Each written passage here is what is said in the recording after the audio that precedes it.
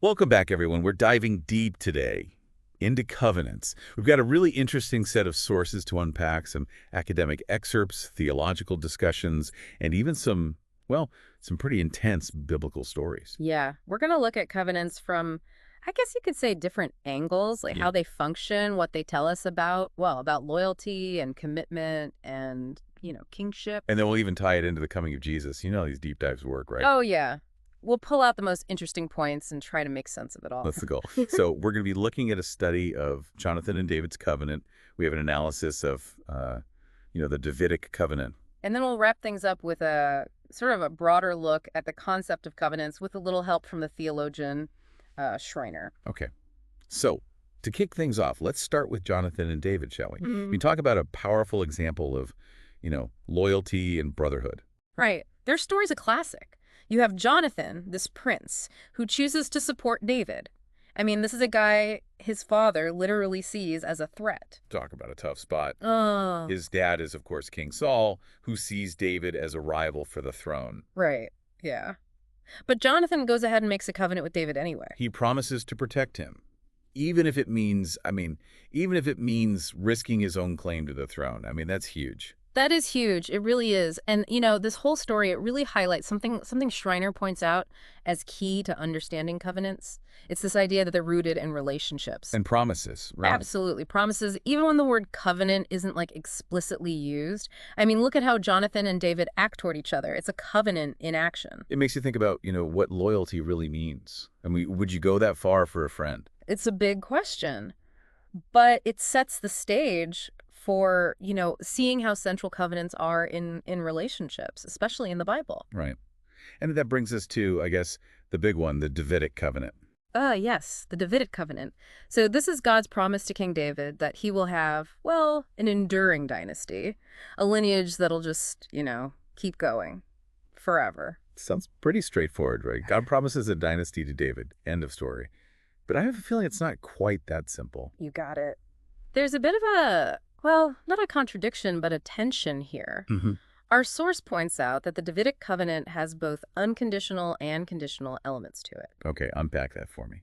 Unconditional and conditional. So on the one hand, God's promise to David, that will stand no matter what. It's unconditional.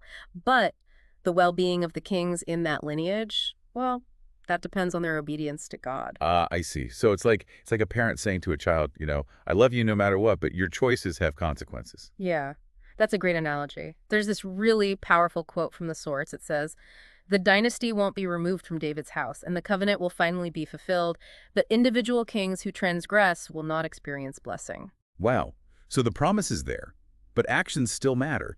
It really makes you think, how often do we see this same kind of tension between overarching promises and individual choices? All the time, right. I mean, think about our commitments in families or in our jobs, even at like a national level.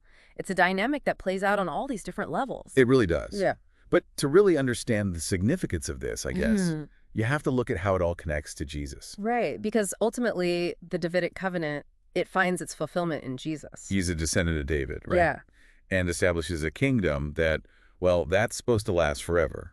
So that connects back to the promise of an enduring dynasty. absolutely. In fact, the source points us to a very specific passage in Luke 1.32:33. Ah, the angel Gabriel. Yeah, the angel Gabriel appears to Mary and announces that, Jesus will inherit the throne of David and reign over this everlasting kingdom. It's like a direct link back to that original covenant. It is. And, through his perfect obedience, Jesus becomes the ultimate king. He fulfills the covenant in a way that, well, no earthly king ever could. Right. But Schreiner, he wants us to think about covenants in an even, I guess, in an even bigger way. He argues that they aren't just about, redemption. Yeah, that was new for me too. I always thought redemption was like central to the whole idea of a covenant. Right. You think about, like, God making a covenant to save his people. It's a very common way to think about it, I guess. It is. But Schreiner uses examples like the Adamic covenant, the first one way back in the Garden of Eden. He says it's about relationship. Between God and humanity. Exactly. It represents a commitment, a bond, and that's what covenants are really all about. So they can exist in all sorts of relationships, not just religious ones. Precisely.